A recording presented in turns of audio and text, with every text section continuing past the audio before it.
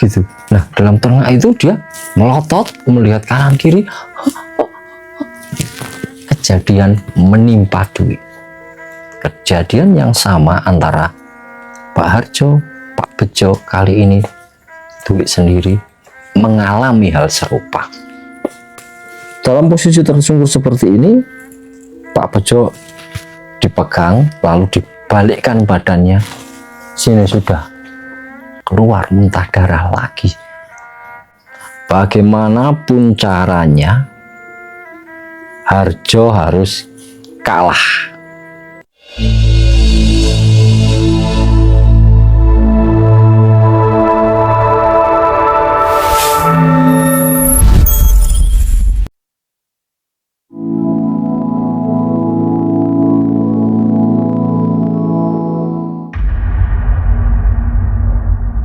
Jumpa lagi dengan saya, Andris Maris, dalam channel Kelana Bercerita.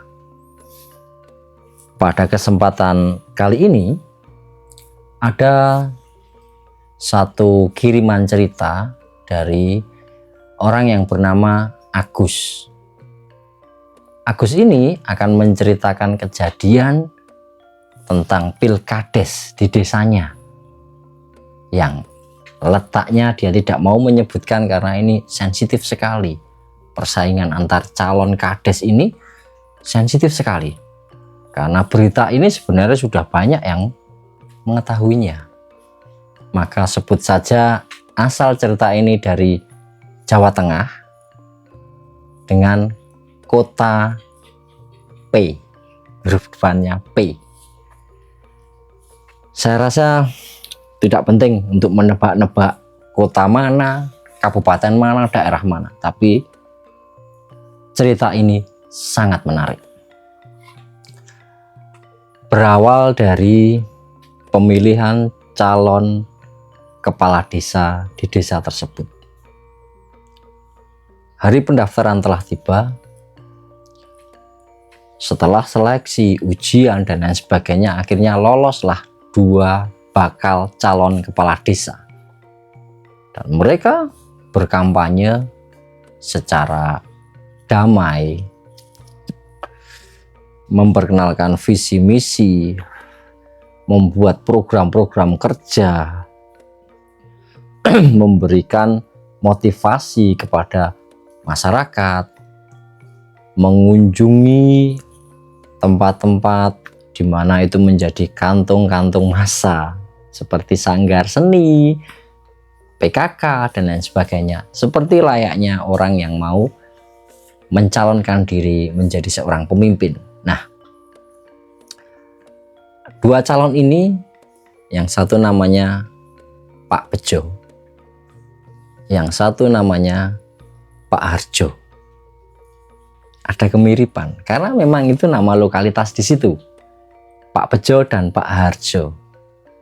Ini usianya mungkin sekitar, Pak Bejo ini 51 tahun, Pak Harjo ini lebih tua dari Pak Bejo, hampir 60 lah, tapi belum ada 60.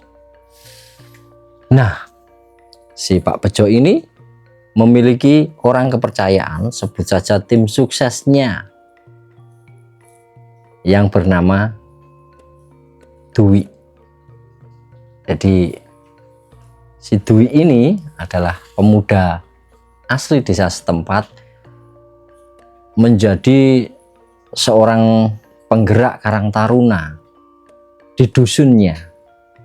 Jadi hanya di dusun tempat Pak Bejo ini tinggal, orang kepercayaannya si Dwi itu. Dwi ini juga getol orasi kemana-mana, memberikan penyaluran bantuan-bantuan dari Pak Bejo ini. Nah, suatu hari, di suatu malam,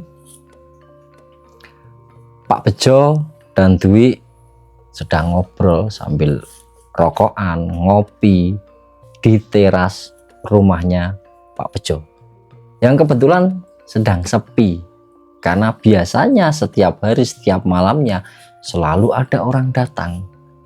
biasanya orang yang datang itu punya kepentingan. Dia sering mengaku punya masa, dia sering mengaku punya kelompok, dia sering mengaku punya program kegiatan yang kontinu, dan banyak sekali. Tapi intinya adalah biasanya minta kucuran dana supaya masa dia mencoblos Pak Bejo. Seperti itulah. Tapi pada endingnya kita sering nggak tahu lah. Memang negeri ini sering lucu. Singkat cerita, Pak Bejo mungkin kelepasan ngomong karena saking bersemangatnya. Dia bilang, "Wi, bagaimanapun caranya Harjo harus kalah." Yo jelas lah, Pak Bejo ini harus jadi, Pak Harjo harus kalah, itu pasti. Lama membahas itu sampai kelepasan, Pak Bejo bilang, pokoknya Harjo kudu lenyap, bahasanya seperti itu. Nah, si Dwi ini setelah mendengar kata lenyap, mungkin membekas di otaknya, teringat terus, sampai akhirnya pada suatu hari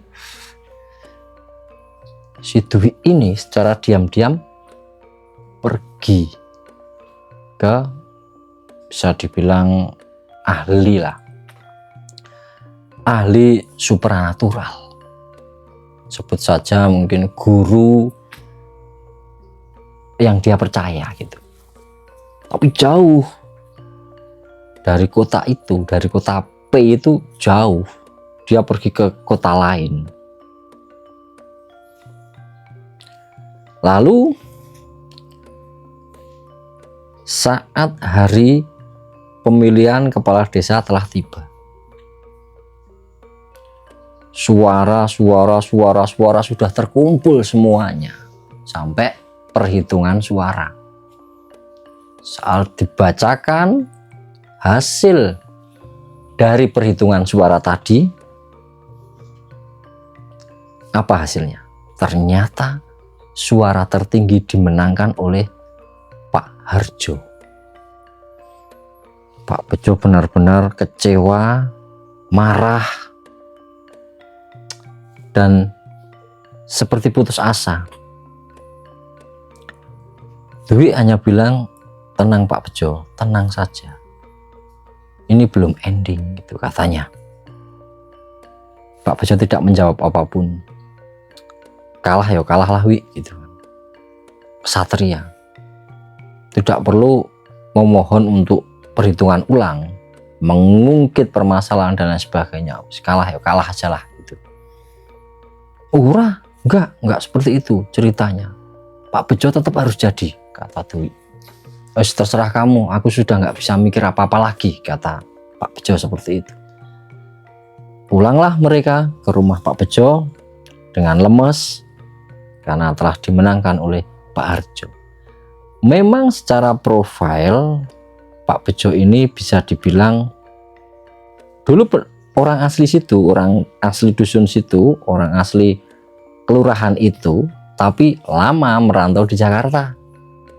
Dia bekerja di sana menjadi pengusaha, lalu dirasa sudah punya modal cukup, bahkan mungkin hartanya berlimpah, dia kembali ke desanya. Hanya sekitar 3 bulan dia tinggal di desanya, lalu mencalonkan diri menjadi kades. Jadi mungkin kepercayaan masyarakat kurang kepada Pak Bejo ini. Beda dengan Pak Harjo yang memang penduduk asli di situ, kiprahnya di masyarakat jelas, support dan motivasinya kepada orang-orang di sekitarnya, etika, sopan santunnya, ilmu sosialnya tinggi. Jadi wajar ketika Pak Harjo ini suaranya lebih unggul. Tetapi ketika Pak Bejo ini pulang di rumahnya, Pak Harjo ini masih berada di lokasi perhitungan suara di balai desa. Semua orang yang ada di situ memberikan ucapan selamat kepada Pak Harjo. Salaman. Dalam posisi Pak Harjo berdiri salaman kepada orang, terima kasih. Tiba-tiba Pak Harjo mencari pegangan seperti oleng, seperti pusing mungkin ya orang melihat. Geragapan tangannya mencari pegangan. Ketemulah meja, dipegangin oleh orang-orang di sekitarnya. Nopo pak, sebentar ini kok gelap gitu, gelap, potong-potong. Dia mukanya semakin pucat sampai suaranya lirih. Aduh, nafasnya mulai nggak panjang itu. Lalu dia terjongkok seperti posisi kepala di bawah gini, dipegangin sama orang-orang, mulai dikerubutin. Ada apa dengan Pak Harjo? Muntah darah saat itu juga. Yang pertama darah segar. Mulai dia menyadar, tidak sadar mungkin ya, jadi hanya terdiam, mata terpejam sambil dipegangin. Ada orang yang mijitin, ada orang yang bacain doa-doa. Istrinya datang menangis, Pak, ada apa Pak? Pak Harjo sudah tidak bisa menjawab apa lagi. Ada keinginan untuk mengungkapkan sesuatu, tapi belum sempat terucap, muntah darah yang kedua lebih banyak lagi. Dan anehnya di darah yang kedua ini bercampur jarum, paku yang kecil-kecil, sama beberapa pecahan kaca. Tepat di lantai keramik putih balai desa tersebut. Spontan orang-orang bingung, panik, sangat kelihatan real di situ. Maka orang-orang berpendapat bahwa Pak Harjo kena santet. Berita ini langsung menyebar banyak. Secepat itu ambulan datang, karena pada saat Pak Harjo lemas muntah pertama itu ada orang yang sudah menghubungi ambulan di rumah sakit. Begitu muntah yang kedua, ambulan sudah datang. Pak Harjo dipapah, tidak kuat, akhirnya dibopong. Pada saat mau naik ke ambulan, Harjo muntah yang ketiga kalinya. Tapi yang ketiga kalinya ini berupa darah yang mengental, merah kehitam-hitaman, berupa gumpalan.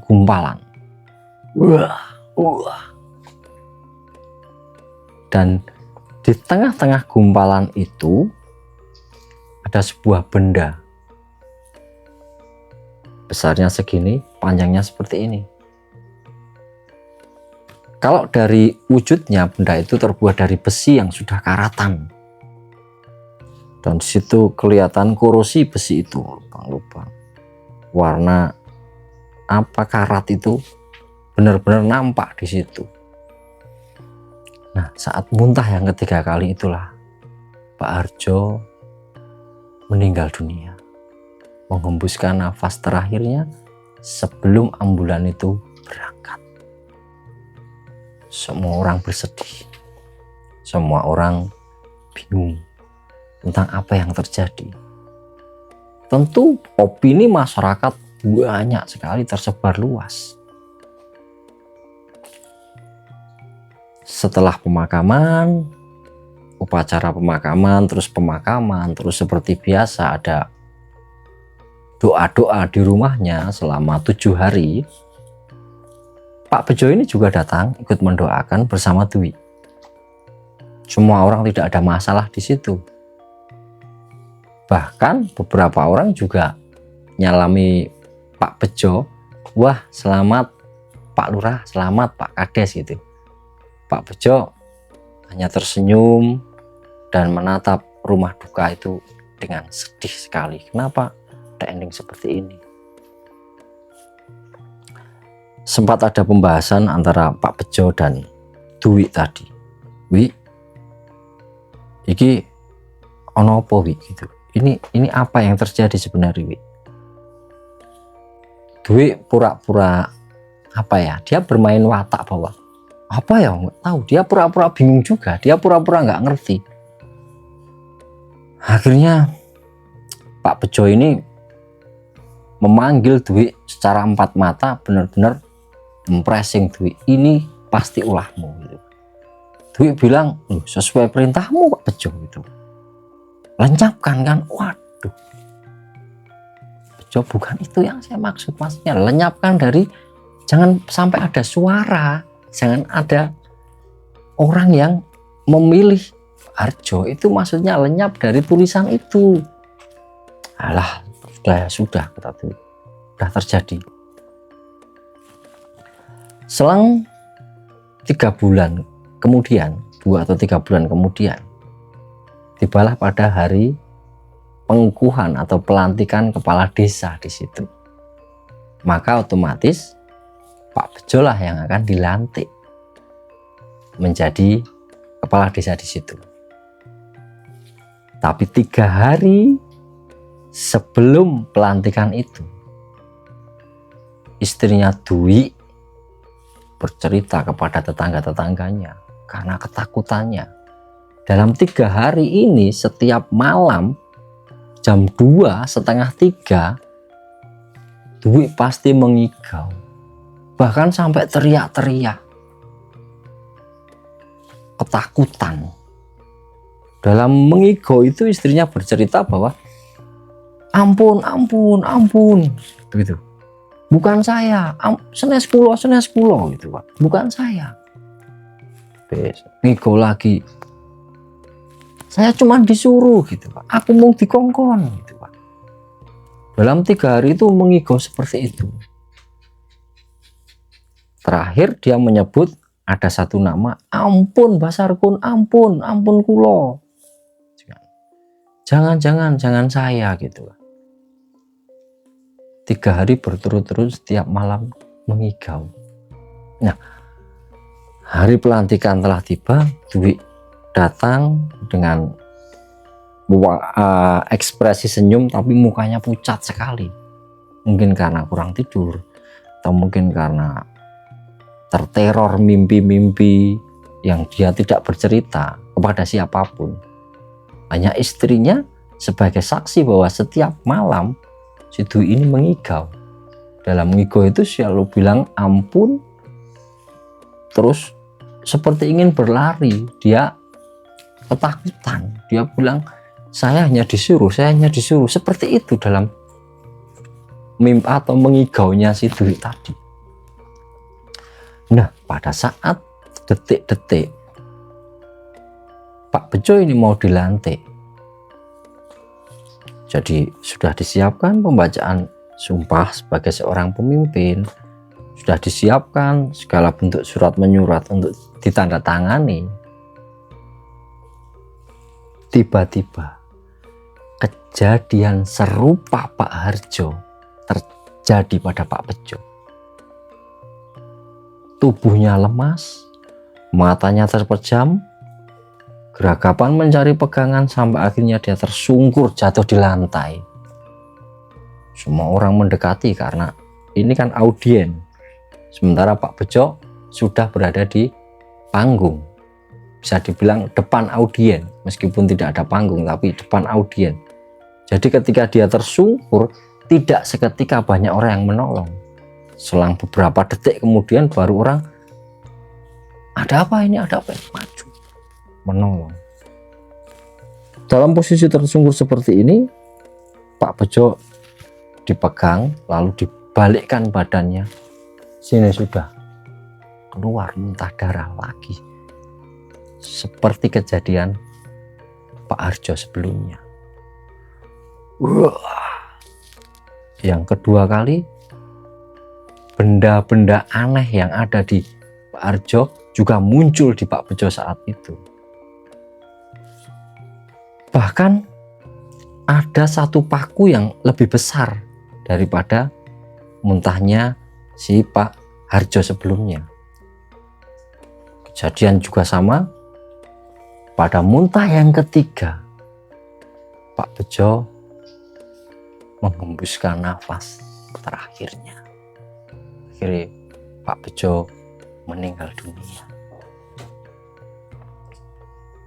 Dwi adalah kunci utama dari permasalahan ini.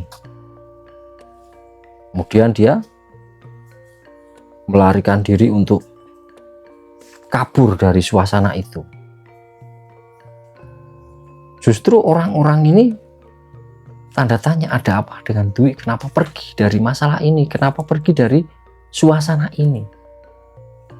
Dwi hanya bilang, saya pengen tenang. Saya baru saja kehilangan.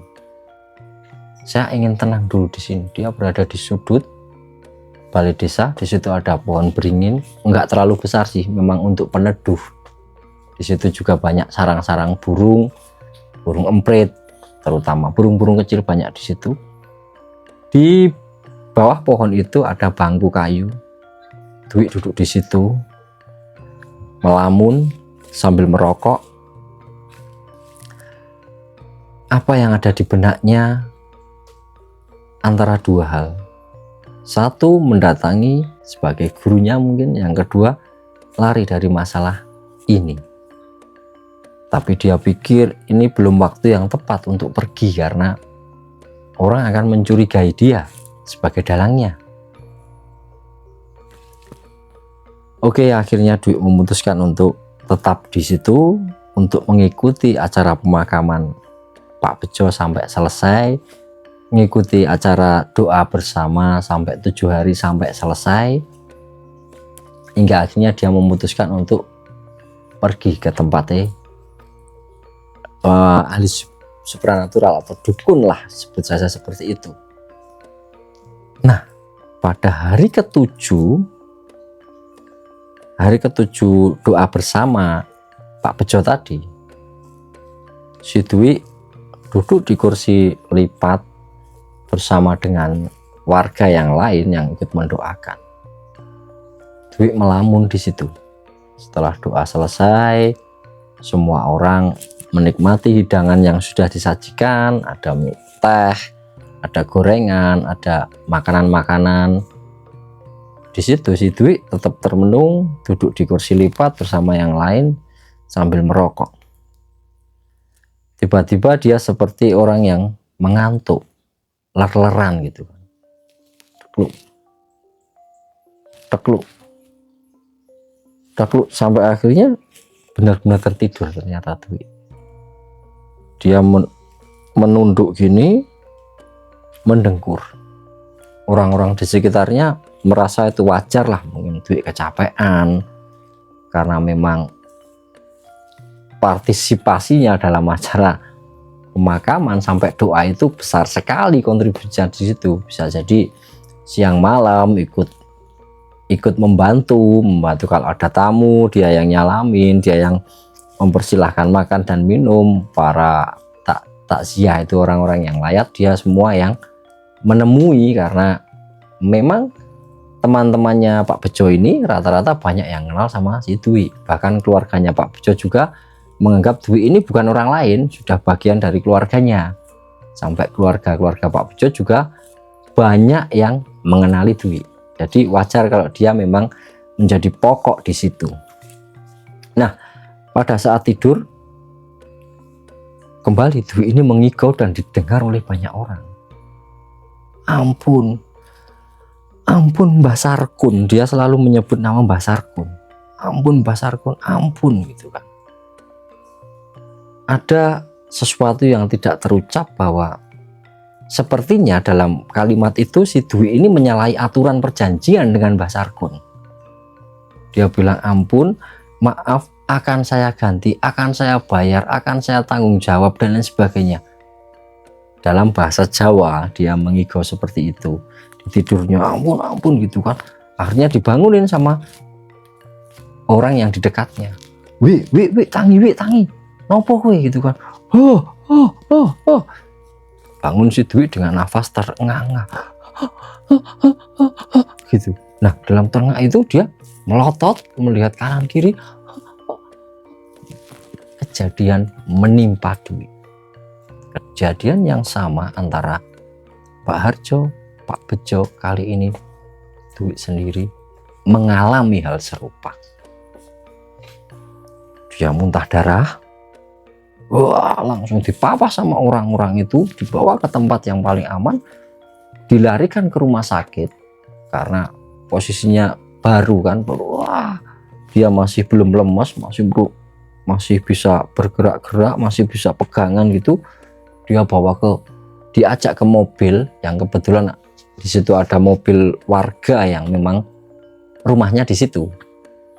Buka mobil, masuk di dalam mobil, muntah lagi. Muntahnya itu sama, muntah darah bercampur dengan benda-benda yang aneh, yang tidak masuk akal, yang tidak mungkin itu dimakan oleh Dwi. Pecahan kaca masih ada di situ, paku juga di situ, jarum ada di situ, keluar semua oleh Dwi. Dan pada muntah yang kedua ini, Dwi sudah lemas. Di mobil itu, dalam perjalanan Dwi juga meninggal dunia.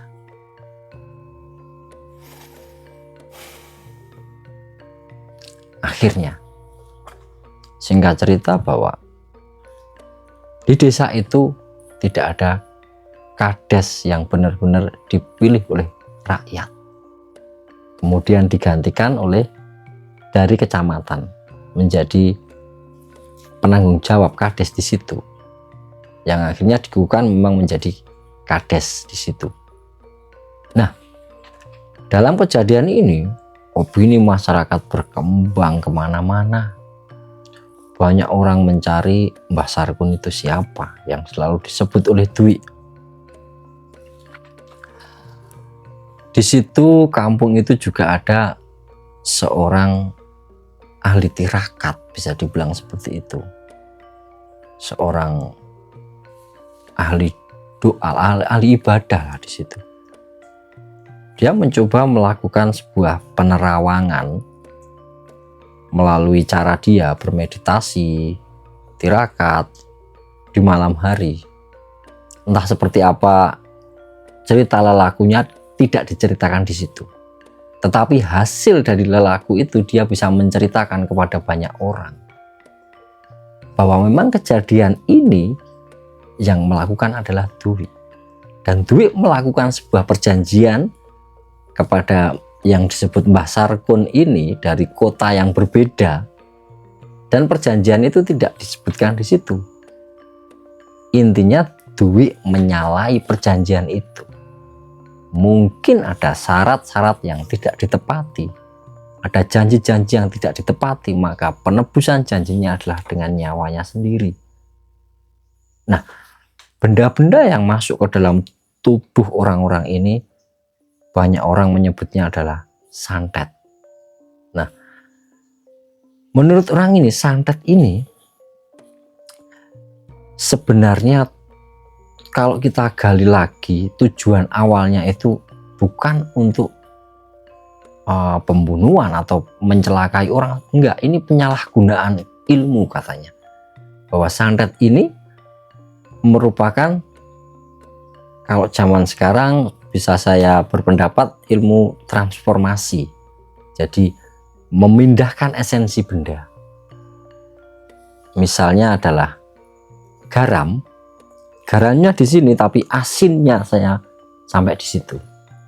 Gulanya di sini tapi manisnya sampai di situ. Nah, ketika ini memuncak maka energi manis ini akan menarik gula yang asli dan keluar. Menurut dia seperti itu, entah kebenarannya seperti apa. Yang jelas bahwa di sekitar kita ini maha kaya akan kearifan lokal. Tentang bagaimana kita mensikapinya, jangan mudah mempercayainya. Kita harus benar-benar memahami tujuan ilmu-ilmu itu diciptakan. Siapa tahu memang banyak manfaatnya daripada kasus-kasus seperti ini. Jadi Sobat Kelana, jika suatu saat teman-teman mengalami hal serupa, tetap berdoa, beribadah, dan tetap tertuju pada Tuhan Yang Maha Esa. Sekian cerita dari saya. Nanti kita akan lanjutkan pada cerita-cerita yang akan datang yang lebih menarik lagi. Dan tunggu cerita berikutnya yang akan selalu dinanti. Sampai di sini dulu. Jangan lupa kalau teman-teman Sobat Kelana punya cerita-cerita, bisa dikirim ke email ini, bisa juga ke nomor WhatsApp ini. Jangan lupa like and subscribe ketika video dan channel ini bermanfaat buat Anda semuanya. Sekian dari saya, sampai berjumpa lagi.